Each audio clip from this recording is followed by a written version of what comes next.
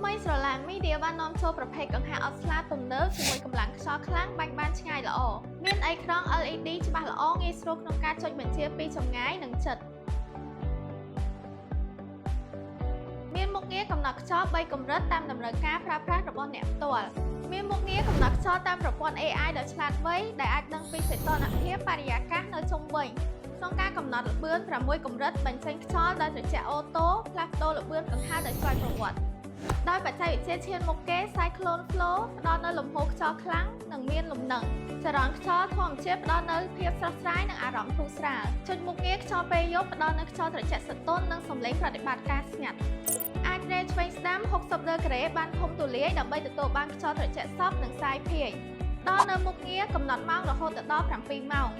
ចូលជាមួយ App Smart Home គឺជាកម្មវិធីក្នុងការគ្រប់គ្រងដ៏ឆ្លាតវៃលោកអ្នកអាចគ្រប់គ្រងនិងបញ្ជាទៅលើមុខងារផ្សេងសោភ័ណភាពការរចនារូបរាងមានទំហំ slim បែបទំនើបនិងទាន់សម័យសុវត្ថិភាព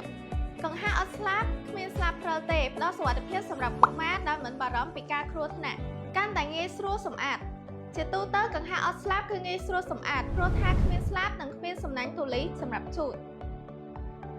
រីករាយជាមួយខ្យល់ត្រជាក់ស្រស់ស្រាយដល់លោកអ្នកគ្រប់ពេលវេលាជាមួយកង្ហារអគ្គិសនីអត់ស្លាបមីឌា